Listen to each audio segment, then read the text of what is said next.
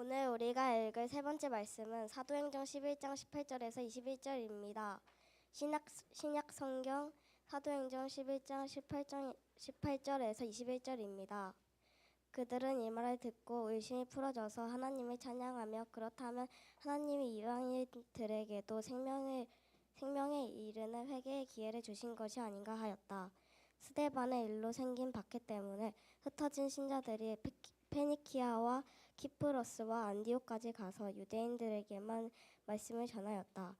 그러나 그들 가운데 몇 사람은 키프로스와 구레네 사람들이었는데 그들이 안디옥에 가서 그리스 사람들에게도 주 예수님에 대한 기쁜 소식을 전파하였다. 주님의 능력이 그들과 함께함으로 많은 사람들이 믿고 주님께 돌아왔다. 아멘. 이는 거룩하신 하나님의 말씀입니다.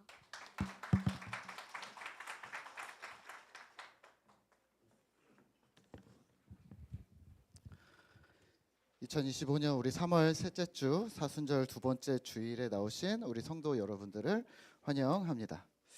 우리가 지난 사순절 첫 번째 주일을 우리 탄소금식 실천으로 자연에서 하나님 찬양하기였는데요. 잘들 하셨나요? 네. 자, 자연을 시작으로 온 세상이 하나님이 주인이심을 직접 눈으로 보면서 우리의 생각을 바꾸는 것이 목표였습니다. 하나님께서 아름답게 지으신 이 세상을 하나님의 마음으로 보살피고 사랑하기를 소망하셨으면 좋겠고요. 이번 주에는 얼스 아워가 있습니다. 그래서 토요일 저녁 8시 30분에 1시간 전기를 끄고 촛불을 켜고 가족들과 교제를 하셨으면 좋겠습니다. 뭐 식사를 하셔도 되고 차를 한잔 하셔도 되고 또는 공부를 해도 되는데 모든 에너지를 멈추면서 우리에게 주어진 환경과 문명이 얼마나 감사한 것인지 기억하면서 또 에너지 절약에도 동참하셨으면 좋겠습니다.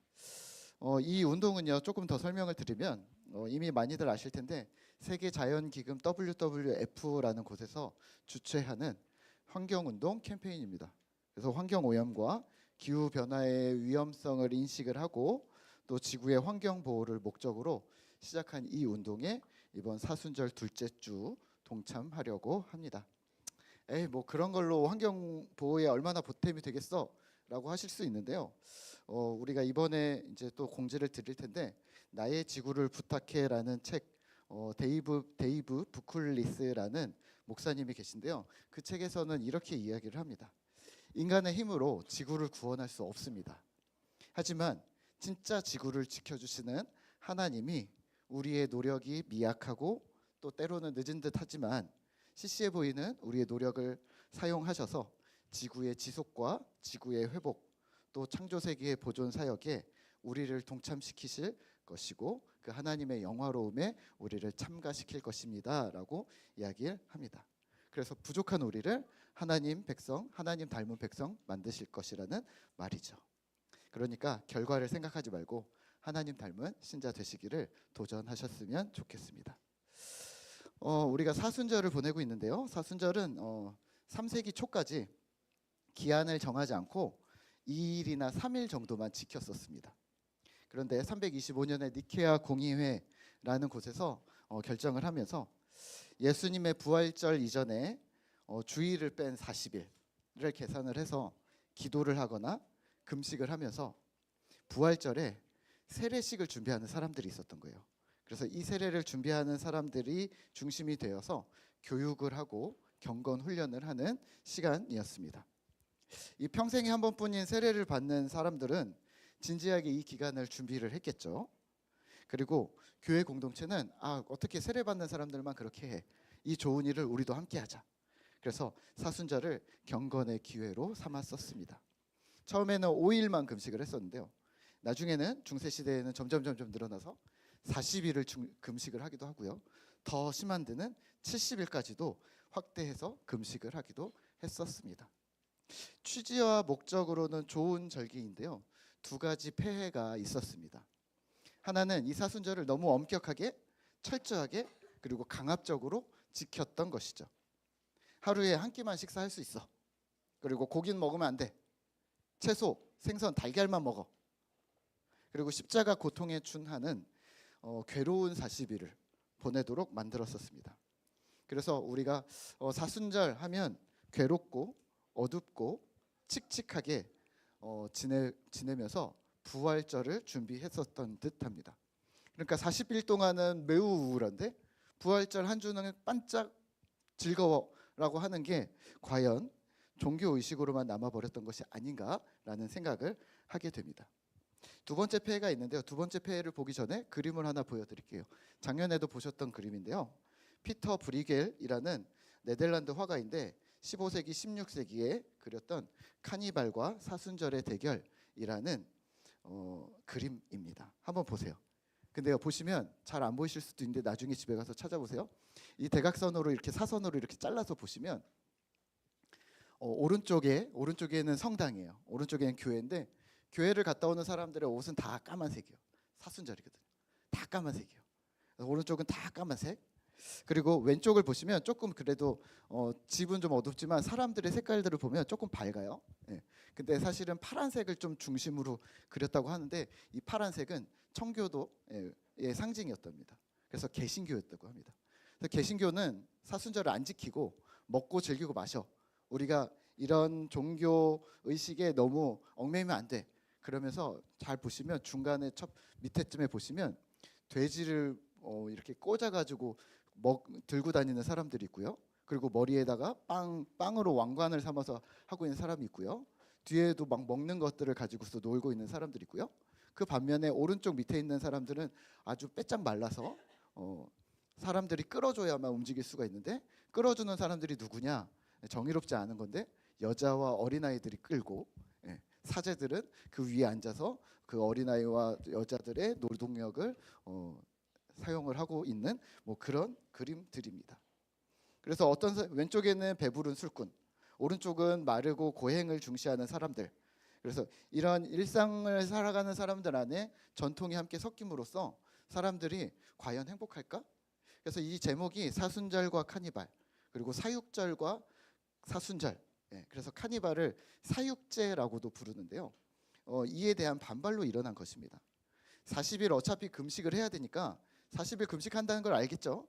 이게 40일 금식을 해야 되니까 그 이전에 최대한 많이 먹고 놀자. 그래서 축제를 했습니다. 고기를 금하는 축제. 그래서 이게 사육이라는, 그래서 사육제라고 불렸고요.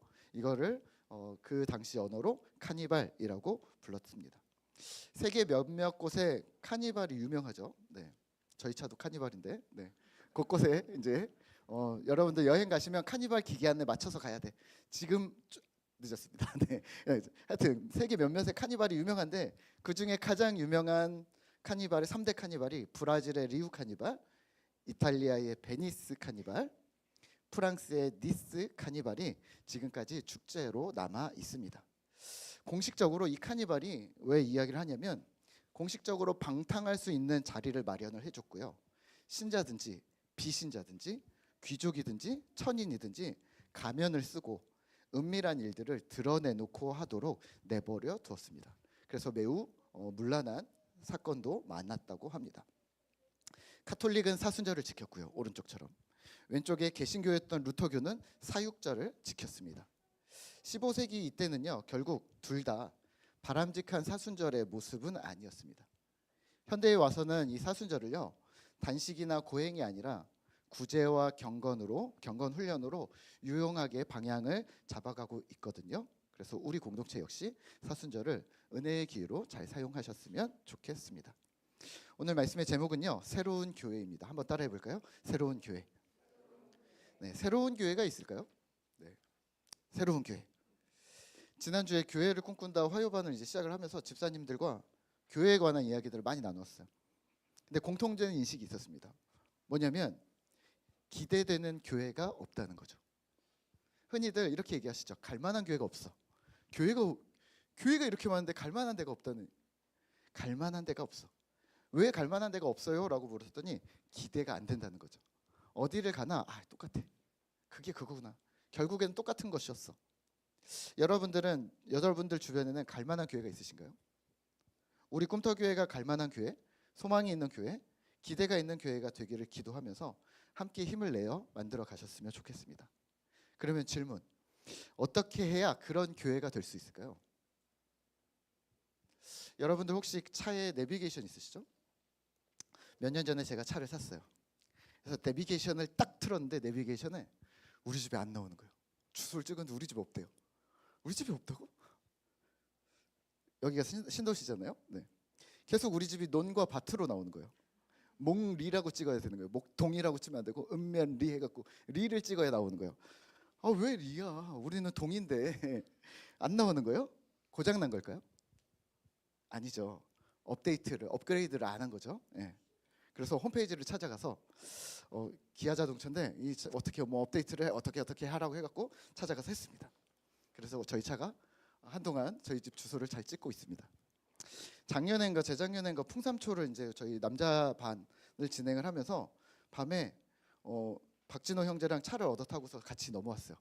그래서 나 좀 태워가 그래갖고 같이 차를 탔는데 같이 교회를 가면서 내비게이션을 안 틀고 가는 거예요. 이거 왜 내비게이션 안 틀어? 그랬더니 이거 뭐 가까워서 뭐 잘 안 써요 그러더라고요. 그래서 아니 우리 차랑 똑같은 내비게이션인데 왜 있으면 써야지 안 쓰면 아깝지. 그래서 제가 눌렀어요. 그랬더니 어떻게 됐을까요? 자동차가 하늘을 날아가고 있는 거예요.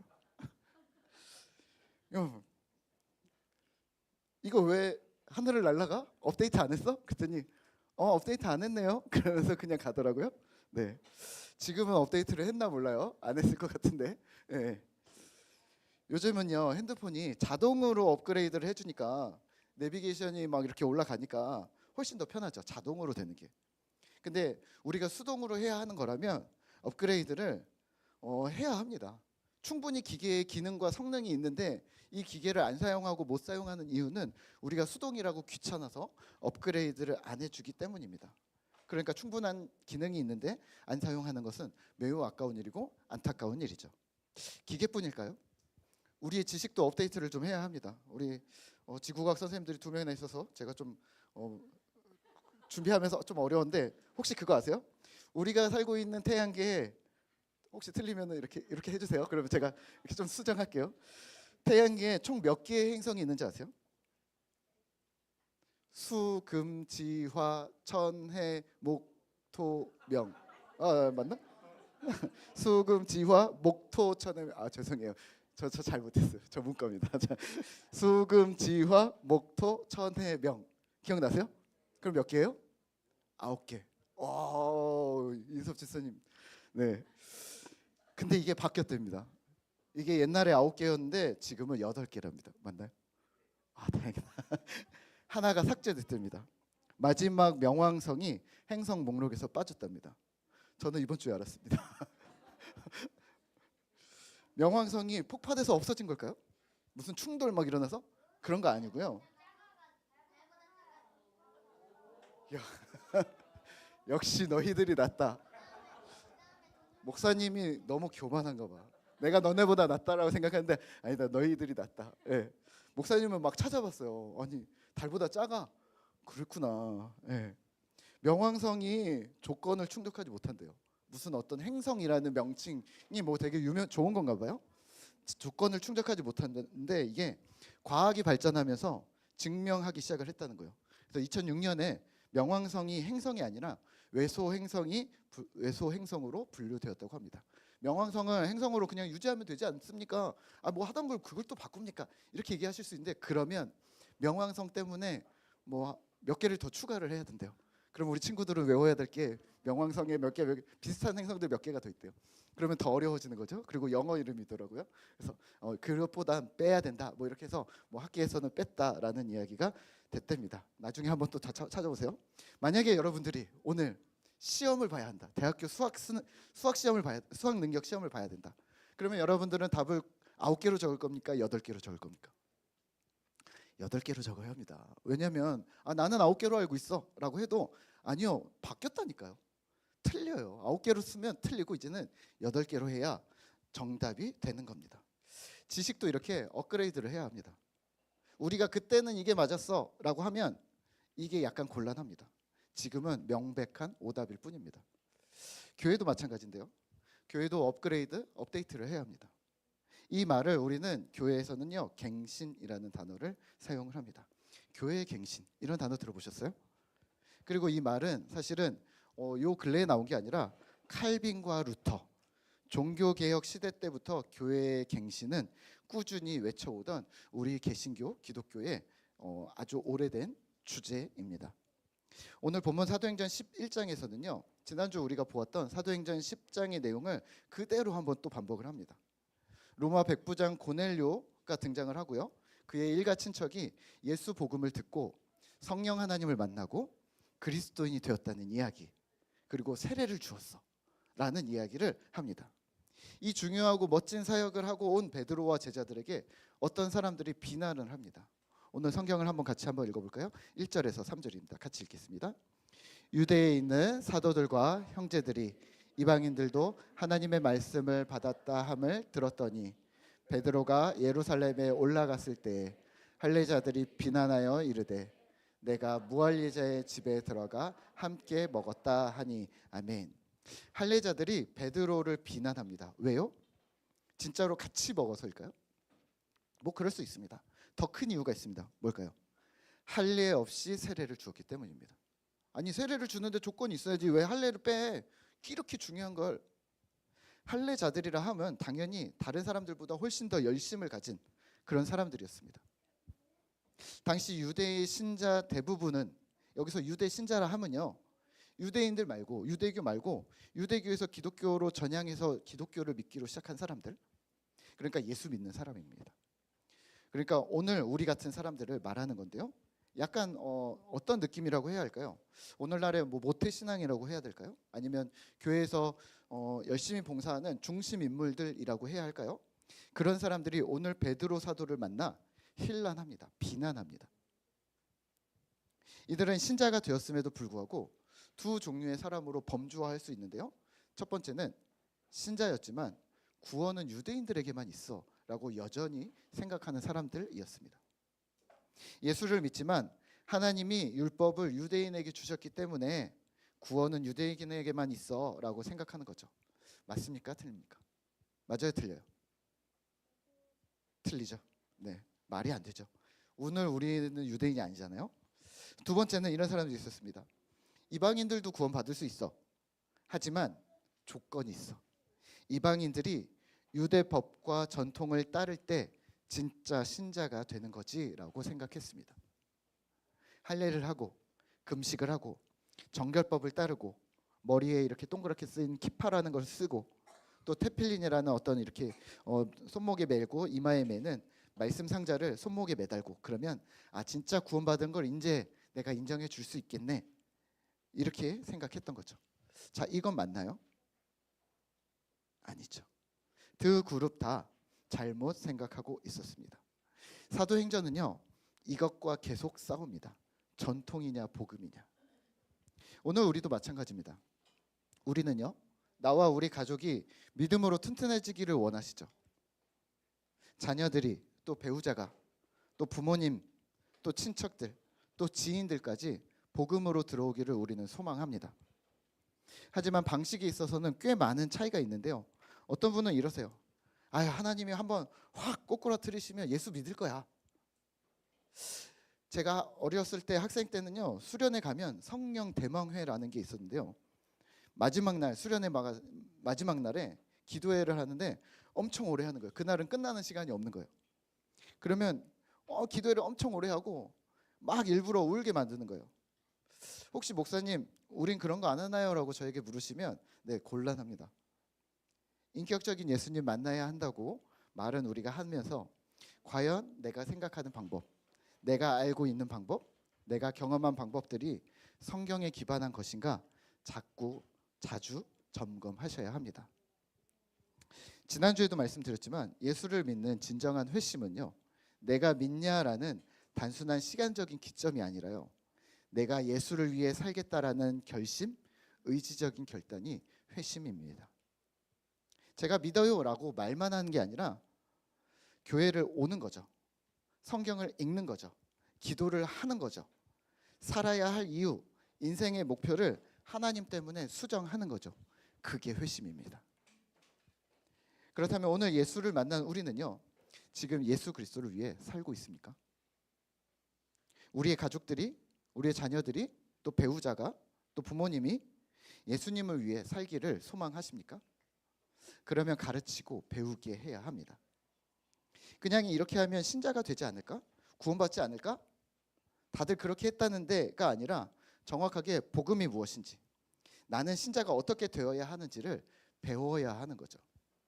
우리 궁금하시죠? 아이들이 얘가 예수님을 믿을까 안 믿을까? 구원을 받을 수 있을까 없을까? 믿어? 너 알아? 하면 애들은 잘 대답해요. 배웠으면 잘 대답하고요. 잘 못 배웠으면 대답하지 못해요. 근데 그거를 우리가 검증할 수 있을까요? 어른들도 마찬가지 아닌가요? 어른들에게도 믿습니까? 아, 믿습니다. 그런데 아닌 것 같아. 믿습니까? 아, 저는 좀 헷갈려요. 근데 아무리 봐도 행동은 믿는 것 같아. 이런 게 있지 않을까요? 결국에는 삶입니다.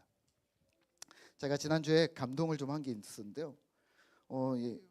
지난주에 우리 아이들이 찬양했잖아요. 찬양하고 났는데 시우가 늦게 와가지고 못 썼어요. 근데 시우가 자꾸 건이한테 물어봤대요. 건아, 나도 기타 해도 돼? 기타 나도 쳐도 돼? 근데 우리가 연습할 때 물어봤거든요. 건아, 너 기타 나 안 친대. 그래서 시우는 기타 칠 수 있어? 배운 적 있어? 난 배운 적이 없대요. 아, 그러면 다음에 배워서 하자. 계속 건이한테 물어봤대요. 그래서 그냥 그날 기분이 좋아서 멋있어 보여서 나만 빠진 것 같아서 나도 하고 싶어, 이런 마음인 줄 알았는데 어저께 저희 아내가 길에서 시우를 만났대요. 저희 아내한테, 애들 아니고 아내한테, 건이 어머니 저 기타 할 수 있어요? 라고 목사님에게 물어봐 주세요라고 했다는 거예요. 제가 좀 생각이 많아지더라고요. 시우가 믿음이 없는지 우리는 잘 모르지만 무언가를 결단하기 시작하고 무언가를 교회 안에서 하고 싶어하고 행동하기 시작할 때 저는 믿음이 들어간다고 보거든요. 우리의 믿음이 마찬가지입니다. 오늘 사도행전 11장에서는 자신을 비난하던 사람들에게 베드로는요, 자초지종을 설명을 합니다. 여러분, 제가 말씀을 전했습니다. 그리고 이 말씀이 선포될 때 그들에게 성령 하나님이 오셨습니다라고 잘 설명을 합니다. 오늘 성경인데요, 15절 16절을 한번 더 같이 읽어볼까요? 읽겠습니다. 시작. 내가 말을 시작할 때 성령이 그들에게 임하시기를 처음 우리에게 하신 것과 같이 하는지라. 내가 주의 말씀에 요한은 물로 세례를 베풀었으나 너희는 성령으로 세례를 받으리라 하신 것이 생각나노라. 아멘. 베드로가 이방인들과의 만남을 설명을 하면서 이 중요한 지점, 성령이 저들에게 임할 때 마치 오순절 성령 강림 사건이 유대인들에게 임하였던 것처럼 이방인들에게 임하는 걸 내가 봤다. 성령은 유대인들에게만이 아니라 이방인들에게도 똑같이 임하더라라고 지금 증명합니다.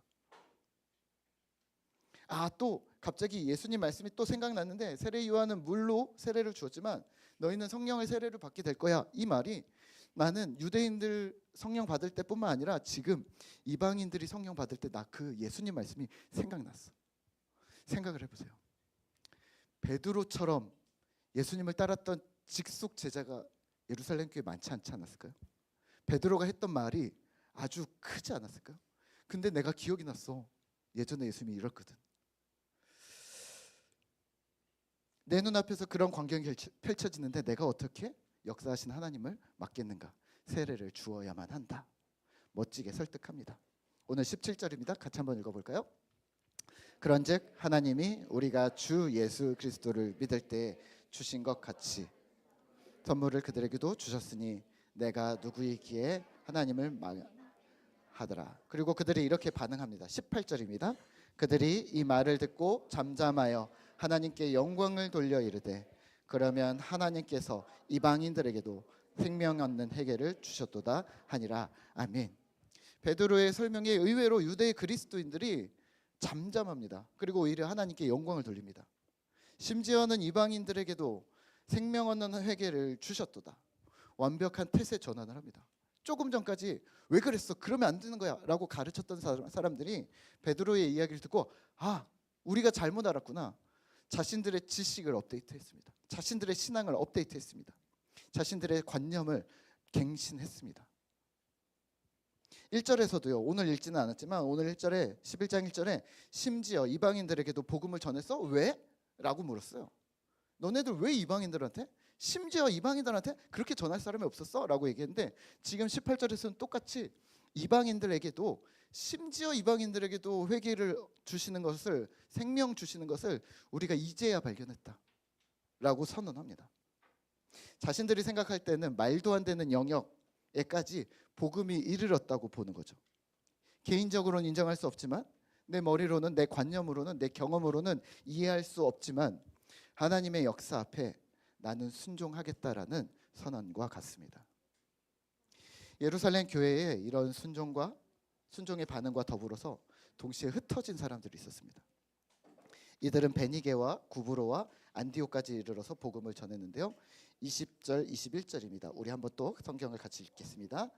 그 중에 구브로와 구레네 몇 사람이 안디옥에 이르러 헬라인에게도 말하여 주 예수를 전파하니 주의 손이 그들과 함께 하심에 수많은 사람들이 믿고 주께 돌아오더라.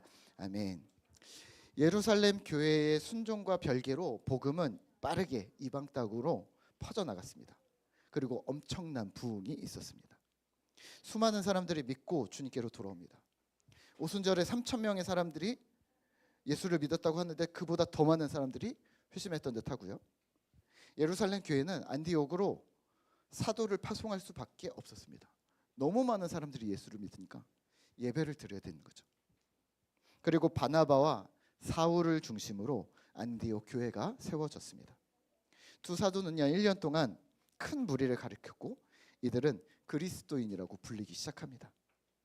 그리스도인이라는 말의 뜻은요 그리스도를 따르는 자 또는 그리스도의 축소, 그리스도의 복제품이라는 뜻과 같습니다. 그러니까 그리스도인은 오늘 우리는 그리스도 예수의 축소판이라는 의미가 됩니다. 오늘 말씀을 묵상하며 우리는 무엇을 기억해야 할까요? 새로운 교회입니다. 새로운 교회란 무엇일까요? 교회 건물을 새로 지어야 한다는 말일까요? 또는 교회를 새로 개척해야 한다는 말일까요? 아니요, 새로운 교회란 먼저는 정체성입니다. 어떤 정체성이요? 도전하는 그리스도인입니다. 이를 벌리는 도전 말고 불가능이라고 말하는 어떠한 사건들 앞에서 어떤 무리의 생각 앞에서 관습과 문화 앞에서 내 고정관념 앞에서 시야를 열고 진정 하나님의 뜻이 무엇인지를 다시 묻는 도전 말입니다. 예전에 제가 좋아하는 장창수 선교사님이 이런 말씀을 하신 적이 있어요. 선교는 굳이 넘지 않아도 될 선을 넘어가는 것입니다. 지금까지 나를 보호하고 몸살이고 있었다면 이제는 좀 더 가족들에게 다가서는 거죠. 공동체에 더 깊이 들어가 보는 거죠. 이웃을 향해 손을 더 내밀어 보는 거죠. 그런 도전 말입니다. 예전에 제가 함께 사역하던 동료가 있었어요. 상처를 많이 받고 이 친구가 상처가 많았고 또 마음이 연약한데 표현이 서투른 친구인데요. 어떤 계기로 이제 연락이 끊기게 된 거예요. 계절이 바뀔 때마다 제가 한 번씩 생각날 때마다 한 번씩 문자를 보내고 전화를 하고 근데 연락을 안 하더라고요. 답신도 안 하고 섭섭했죠. 아니 같이 일을 한 연수가 그렇게 긴데 그렇게 왜? 나는 우린 친한데 이랬는데 왜? 이랬는데 연락을 안 받더라고요.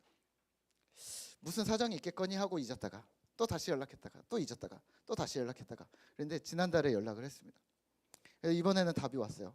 그래서 바로 연락을 해서 만나기로 했습니다. 몇 년 만인지 모르겠어요. 한 3, 4년 만인 것 같은데요. 기대가 되는 거죠. 그동안 그 사람에게, 그 친구에게 하나님께서 어떤 회복을 주셨는지 그리고 그 사람이 어떻게 다시 일어서게 됐는지 그래서 어떻게 다시 연락을 주고받게 되었는지 기대를 갖고 만나게 되게 되었습니다. 무엇이든지요 여러분들이 폭을 넓히셨으면 좋겠습니다. 나는 나를 지키면 사람을 아무도 안 만날 수가 있어요. 그리고 평안할 수 있어요. 우리의 마음은 안정적일 수 있습니다. 하지만 나만 아는 신앙에서 하나님도 생각하고 어저께 시편 찬양하셨잖아요. 자연에 나가서 저도 공원에 나가서 칙칙한 날씨에서 묵상했는데 나만 말고 이웃도 친구도 또 주변을 돌아보고 또 자연도 생각하고 지구도 돌아보고 우리와는 상관이 없을 거라고 철석같이 믿고 있었던 그것이 무엇이 있다면 이제는 그런 테두리를 스스로 만들지 마시죠. 주님은 평화이시고 막힌 담을 모두 허셨다라는 그 찬양처럼 우리가 세상으로 나아가도록 주님께서 만드시는 것이 아닐까요? 주님의 몸된 교회로 나부터 시작해서 공동체를 통과해 세상으로 나아가는 그러한 새로운 교회 되는 꿈터 공동체 되시기를 소망합니다. 이 시간에는요, 우리 부르심 그 영원한 소망 우리 함께 찬양하겠습니다.